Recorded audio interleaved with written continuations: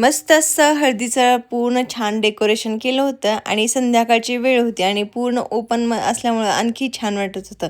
ढगं तर आले होते पण पाऊस काय आला नाही, त्यामुळं थंडगार वारा सुटला होता आणि त्या थंडगार वाऱ्यामध्ये एवढं मस्त वाटत होते की बस. खूप सुंदर वाटत होतं. एक साईडला मस्त अशी अरेंजमेंट केली होती आणि त्यातल्या त्यात आमच्या भैया आणि वहिनीची एंट्री झाली. एंट्री झाल्याच पहिल्यांदा छान त्यांचं ऑक्शन वगैरे करून घेतलं. खूप सुंदर वाटत आहे जोडी. तुम्हाला कशी वाटते ते मला कमेंट करून नक्की सांगा. छानसं असं औक्षण झाल्याच्या नंतर त्यांचं हळदीच्या मांडवामध्ये मस्त असं आगमन झालं. आता पहिल्यांदा इकडं आल्यानंतर मी आणि माझी बहीण अशा आम्हा दोघींच्या नावाने हळद निघाली होती, म्हणून आम्ही पहिल्यांदा भैयाला छानशी अशी हळद लावून घेतली. त्यानंतर वहिनींनाही लावली. तर अशा प्रकारे मस्त असं हळद लावत होते. एवढं छान वातावरण होतं, त्यामुळे संध्याकाळच्या वेळेला अगदी छान वाटत होतं. आणि हळद लावून झाल्याच्या नंतर लगेच थोडीफार हळद लावली की नाही की हे इकडं आमचा गोंधळ सुरू झाला. ह्या सर्व माझ्या मेहुण्या म्हणजेच आत्याच्या मुली त्यानंतर मामाच्या सगळेजण एकत्र झाल्यामुळे एवढी मज्जा पण येत होती. त्या नवरा नवरीला हळद कमी आणि आम्ही एकमेकांनाच हळद जास्त लावत होतो. तर काही जण रडत पण होते हळद लावताना, तर काही जणांना मज्जा पण येत होती. तर चला, असं पण आपण कधी भेटत नाहीत, खूप वर्षांनी भेटलं तेवढीच मज्जा पण येते.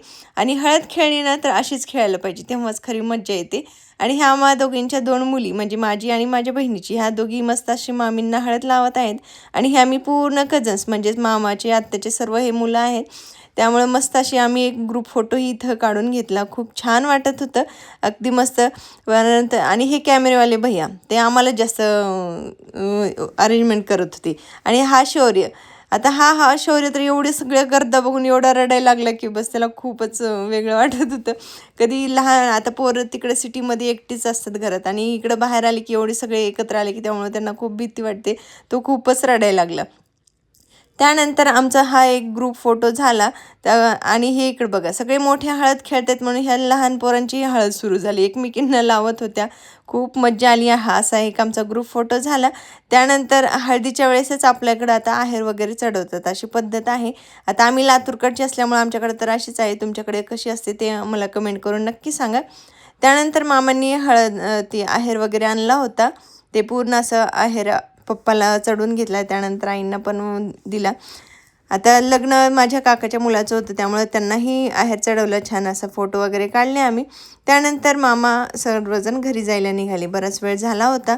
आता हळद खेळायला म्हणलं की खूप वेळ जातो. त्यानंतर मी एक छानसा असा फोटो काढला आणि ही हळद बघा.